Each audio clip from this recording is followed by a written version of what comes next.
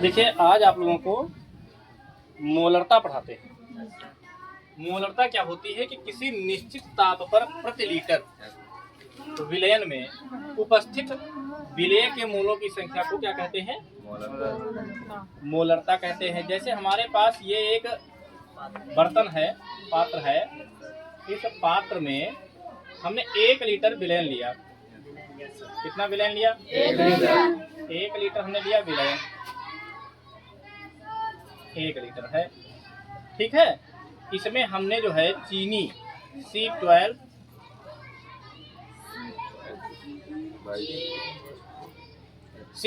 H22O11 अर्थात चीनी क्या डाली? चीनी। इसको विलेय बोलेंगे। क्यों? क्योंकि जो पदार्थ कम मात्रा में होता है विलयन में, उसे हम क्या कहते हैं? विलेय कहते हैं। विलेय के मान लीजिए 5 मोल डाले गए। कितने मोल? 5 मोल डाले गए। तो इस विलयन की मोलरता जो होगी वो 5 होगी। 1 लीटर विलयन में मोलों की, विलेय के मोलों की संख्या, विलेय के मोलों की संख्या जितनी होगी वही उस विलयन की मोलरता कहलाएगी। लेकिन समस्या यहाँ ये है कि मोल क्या होते हैं। समस्या है कि मोल क्या होते हैं। तो देखिए, मोल होते हैं, मोल बराबर होता है मोलों की संख्या। मोलों की संख्या बराबर क्या होता है भैया? भार बटे अणुभार। भार बटे अणुभार। जैसे आप कह दें कि चीनी जो डाली गई विलयन में तो 1 ग्राम डाली गई। कितने ग्राम? 1 ग्राम। 1 ग्राम। तो फिर 1 ग्राम या 10 ग्राम जो भी डाली जाएगी, 10 ग्राम डाली गई, 10 ग्राम आप ऊपर लिखेंगे। और इसका अणुभार जो होगा वो हमें नीचे लिखना पड़ेगा। अणुभार क्या होता है? देखिए कि विलेय के मोलों की संख्या बटे विलयन का आयतन लीटर में। तो फिर मोलरता का मात्रक क्या होगा? मोलरता बराबर नहीं, मोलरता का मात्रक बराबर। अब आप लोग देखिए, ऊपर है विलेय के मोलों की संख्या। तो ऊपर हो जाएगा मोल। क्या हो जाएगा?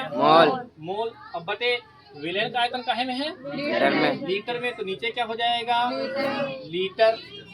ठीक है। तो इसको हम क्या बोल सकते हैं? मोल प्रति लीटर।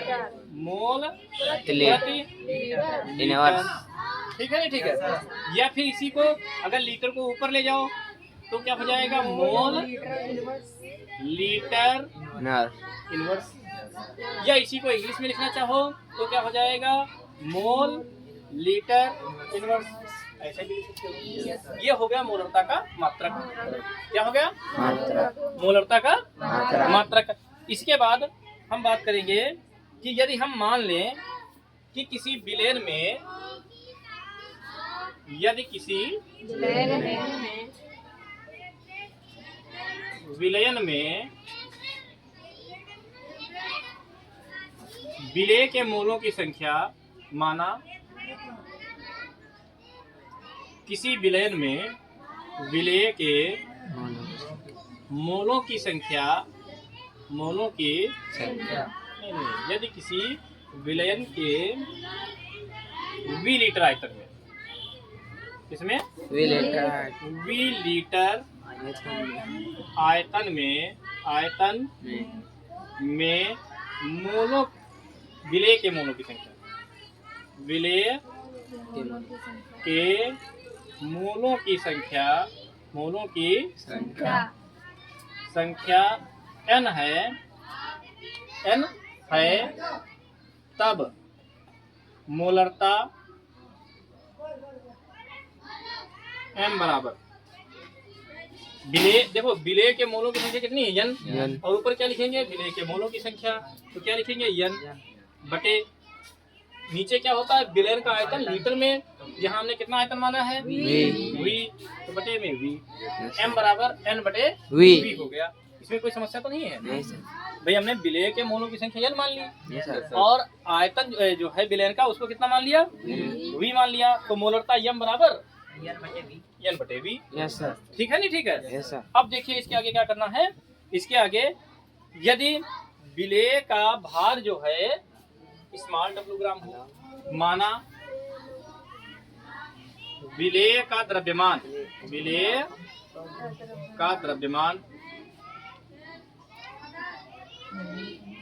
बराबर दिया हो W ग्राम। क्या दिया हो? W ग्राम। भाई मान लीजिए आपके पास जैसे चीनी दी गई, नमक दिया गया, तो डायरेक्ट तो बताएगा नहीं कि इतने मोल घुले हुए हैं। कभी कह देगा 1 ग्राम घुला है, कभी कह देगा 5 ग्राम घुला है, कभी कह देगा 3 ग्राम घुला है। तो मान लिया हमने कि विलेय का भार जो है, द्रव्यमान जो है वो कितना है? W ग्राम। अच्छा, W ग्राम जो ये विलेय है, ये विलयन का आयतन जो है स्मॉल v, विलयन का आयतन बराबर स्मॉल v है और सेंटीमीटर क्यूब में है। सेंटीमीटर क्यूब में। यहाँ पर पूरा विलयन का आयतन कैपिटल V था, यहाँ पर कितना है? स्मॉल v है, सेंटीमीटर में है।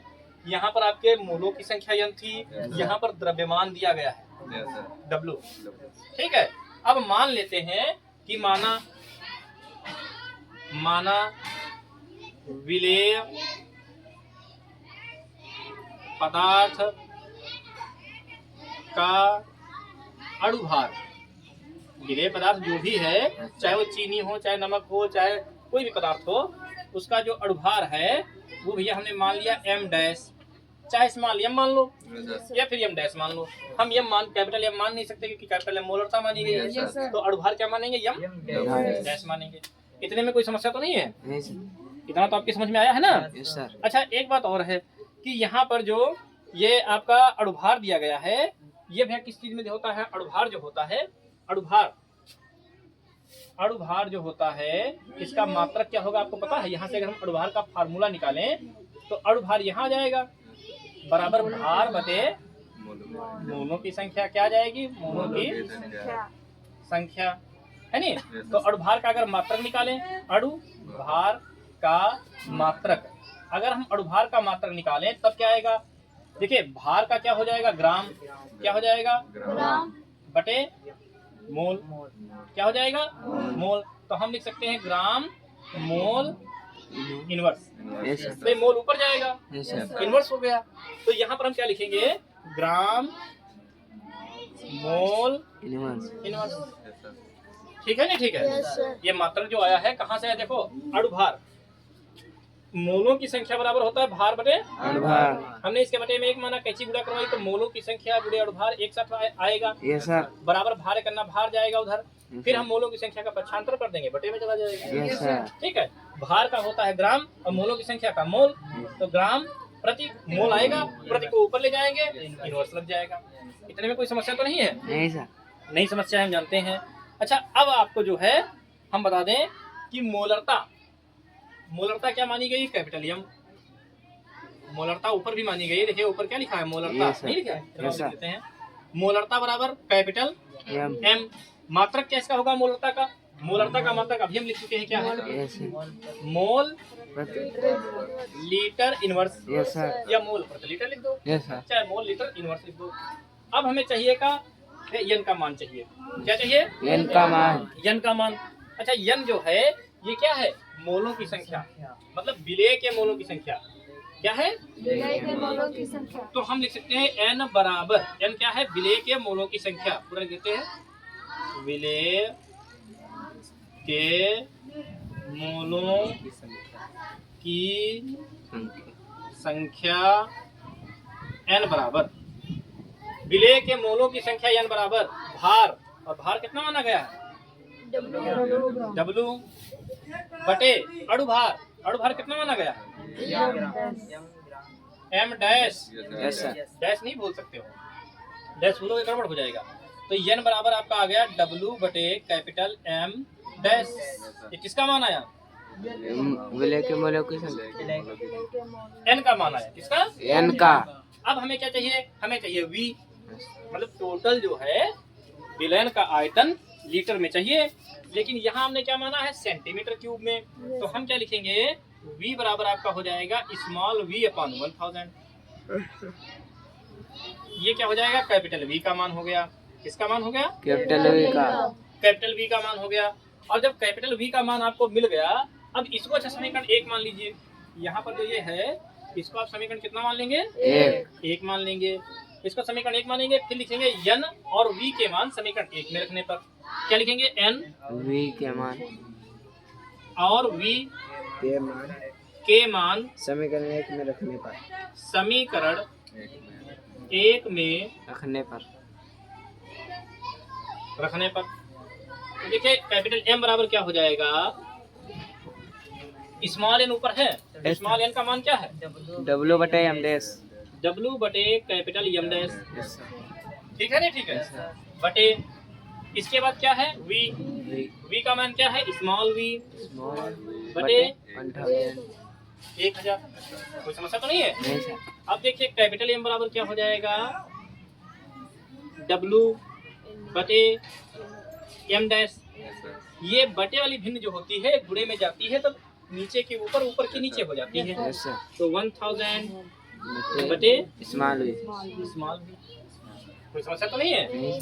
तो कैपिटल एम मोलरता बराबर क्या हो जाएगा, मोलरता बराबर हो जाएगा डब्ल्यू गुणे 1000 बटे एम डैश गुणे वी। ये आपका मोलरता का फार्मूला आ गया। जब विलेय का द्रव्यमान जो है किसमें हो, ग्राम में दिया हो, विलेय का द्रव्यमान ग्राम में दिया हो।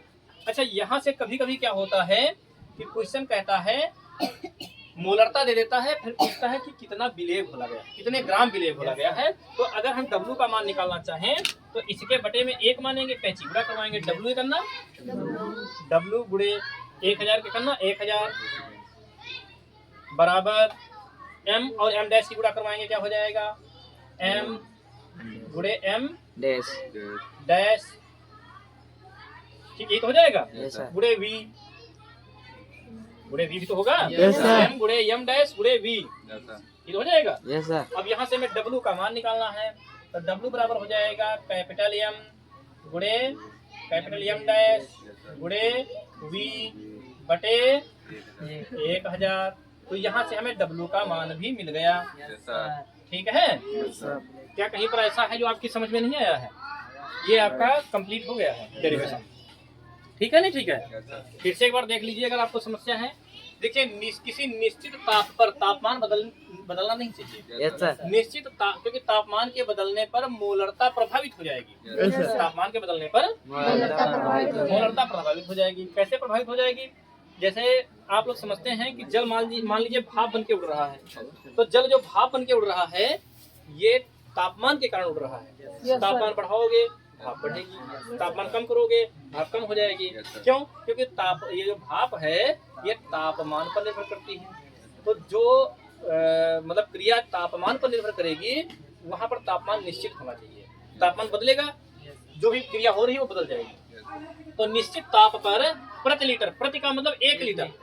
अगर अभी हम आपसे पूछ लें कि यहाँ पर मान लीजिए 1 लीटर नहीं है, दे दिया गया 5 लीटर। कितना दे दिया गया? 5 लीटर। और 5 लीटर विलयन में मान लीजिए 5 मोल घुले हैं चीनी के, तब इसकी मोलरता कितनी होगी? तब कितनी मोलरता होगी? हाँ, तो कितनी मोलरता होगी इस विलयन की? 5 कैसे हो जाएगी? 1 लीटर में प्रति लीटर, यहाँ देखिए लिखा प्रति लीटर विलयन में उपस्थित विलेय के मोलों की संख्या 1 लीटर विलयन में। और यहाँ विलयन कितना है? 5 लीटर। एक हो जाएगा। और मोलों की संख्या कितनी है? 5। तो 1 लीटर में कितने आए? एक गधे हो क्या? एक से नहीं होगा। समझ ही नहीं पा रहे हो। बस रेल के डिब्बे बने हो, पीछे पीछे चलना है, पटरी पर इंजन चल रहा है तो पटरी पर चल रहा है, पटरी से इंजन उतर जाए तो डिब्बे भी पटरी से नीचे जा रहे हैं। इससे मतलब थोड़ा ना है। हमने कहा कि 5 मोल 5 लीटर विलयन में घुले हैं, तो फिर 1 लीटर विलयन में क्या कितने मोल? एक हो जाएगा, ये सब। तो जितने 1 लीटर विलयन में मोल होंगे वही मोलरता होती है। वही क्या होती है? मोलरता। मोलरता। अब मान लीजिए हम बदल दें, यहाँ पर भी अभी हमने कर दिया यहाँ पर 10 मोल है। Yes sir. अब बताइए मोलरता कितनी होगी? 2 हो जाएगी, क्योंकि 5 लीटर विलयन है और 10 कितने क्या है? मोल है। तो 1 लीटर विलयन में कितने मोल हो जाएंगे? 2 मोलरता हो जाएगी 2। ये साधारण भाषा में है। अगर आप फार्मूले से चाहो तो फार्मूले से भी लगा सकते हो। ऊपर क्या लिखना है? विलेय के मोलों की संख्या। ऊपर क्या लिखना है? विलेय के मोलों की संख्या। तो विलेय के मोलों की संख्या कितनी है? 10 बटे, फिर क्या नीचे लिखना है? विलयन का आयतन लीटर में। लीटर में कितना है? 5। 5 दूनी बराबर 2 ही तो आई। चाहे ऐसे लगाओ और चाहे आप ऐसे समझ लो। जितने लीटर विलयन दिया है जितने भी लीटर दिया है यस सर उससे आपको ये अनुमान लगाना है कि फिर 1 लीटर विलेन में कितने मोल होंगे। 1 लीटर विलेन में अगर 1 लीटर विलेन में 1 मोल आ रहा है तो उस विलेन की मोलरता 1 लीटर विलेन में 2 मोल आ रहे हैं विलेन के तो मोलरता 2। अगर मान लीजिए यहाँ पर दिया है 5 मोल, कितने मोल 5 मोल, और यहाँ पर दिया है 10 लीटर, तब मोलरता कितनी होगी, तब कितनी मोलरता होगी, आधा क्या होता है 1/2 या 0.5 1/2 या देखिए यहाँ पर क्या है कि 10 लीटर विलेन दिया गया है और मोलों की संख्या 5 दी गई है, तो 1 लीटर विलेन में कितने मोल होंगे 0.5 0.5 यस सर या कह लो 1/2। तो यहाँ पर अब विलेन की मोलरता कितनी हो जाएगी 1/2, यस सर या फिर कह सकते हो 0.5 भी बोल सकते हो। यस सर समझ में आई नहीं आई? यस सर तो प्रति लीटर विलेन में उपस्थित विले के मोलों की संख्या को विलेन की मोलरता कहते हैं मोलरता कहते हैं। मोलरता बराबर होता है विले के मोलों की संख्या। मोलरता बराबर क्या होता है विलेय के मोलों की संख्या विले के मोलों की संख्या और बटे विलेन का आयतन लीटर में लीटर में। मोलरता का अगर हम मात्रक निकालेंगे तो ऊपर क्या है मोलों की संख्या मतलब मोल, यस सर और नीचे क्या है लीटर में लीटर। यस सर तो लीटर जो है मोल प्रति लीटर कह लो, या फिर मोल और लीटर को ऊपर ले जाओगे तो आप जानते हो घाटे माइनस में हो जाती यस है, सर और जिसकी घात कुछ ना हो उसकी 1 होती है। Yes sir. लीटर की पावर कितनी है 1 है, ये ऊपर जाएगी माइनस की हो जाएगी माइनस की हो जाएगी, तो मोल लीटर इनवर्स हो जाएगा। ठीक है नहीं ठीक है। इसके बाद हम मान लेते हैं कि किसी विलेन वी लीटर आयतन में किसी विलेन के वी लीटर आयतन में विलेय के मोलों की संख्या स्मॉल n है। यस सर विलेय के मोलों की संख्या कितनी है स्मॉल n स्मॉल n है, तब मोलरता m बराबर क्या हो जाएगा n बटे v। ठीक है, ये आपका फार्मूला आ गया। यस सर अब हम मानते हैं कि माना विलेय का द्रव्यमान है W ग्राम, यस सर कितना है W ग्राम विलेय का द्रव्यमान कितना है W ग्राम W ग्राम, और विलयन का आयतन जो है वो सेंटीमीटर क्यूब में दिया है स्मॉल v। कितना दिया है स्मॉल v स्मॉल v। और जो विलेय पदार्थ है उसका अणुभार कितना है m डैश कितना है m डैश m डैश। क्या m डैश है, क्योंकि m हम मान नहीं सकते, m मोलरता मान चुके हैं। Yes, sir. यहाँ पर आप चाहो तो स्मॉल m मान सकते हो। यस सर क्या मान सकते हो Small m। किसी किसी बुक में स्मॉल m भी दिया होता है, यहाँ कैपिटल m दिया होता है, कहीं स्मॉल m दिया होता है, हमने m डैश मान लिया है, एक ही चीज है। ठीक है, m डैश का मात्रक ग्राम मोल इनवर्स कैसे है आपको पता लगा है, यहाँ हमने समझाया भी है। मोलरता m बराबर मोल लीटर इनवर्स से तो मात्रक पहले बता चुके हैं। फिर विलेय के मोलों की संख्या n बराबर होता है W बटे m। मतलब मोलर देखो विलेय के मोलों की संख्या क्या होता है भार बटे, और भार कितना है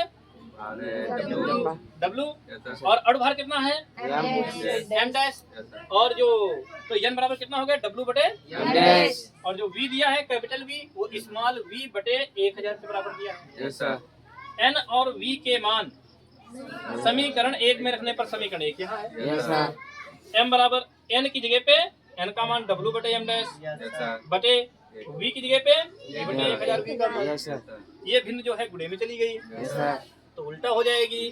फिर W गुणे 1000 बटे m डैश गुणे v, यहाँ से मोलरता आ गई। यस सर और अगर विलेय पदार्थ का द्रव्यमान निकालना है, विलेय पदार्थ का द्रव्यमान निकालना है, उस स्थिति में आप क्या करेंगे, यहाँ बटे में 1 मानकर फिर से गुणा करवा देंगे।